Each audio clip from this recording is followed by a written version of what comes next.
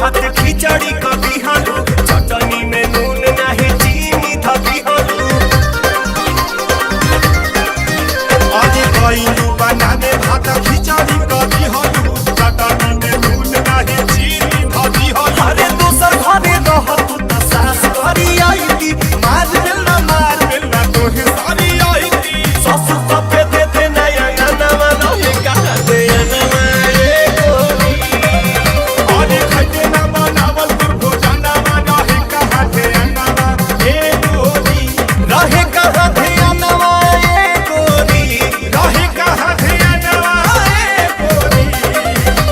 हो डाललू न दाल में फोड़ा नवा रहे कहा थे नवा ए गोरी अरे लालू ना दूध में जोड़ा नवा रहे कहा थे नवा ए गोरी।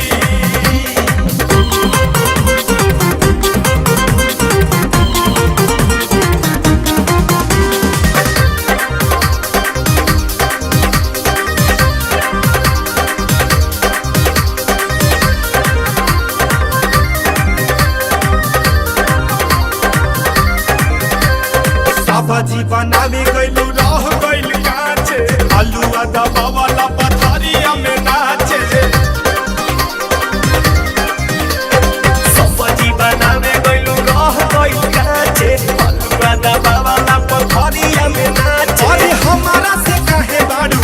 तू फुलावले हम कहा कुछो कइनी जे बाड़ू सतावले बाप को तो घरे चल धनिया पलागिया घोड़ा वाला भाई देबू हो अब बदलेला तू बचनिया सजनिया दिलवा लगाई देबो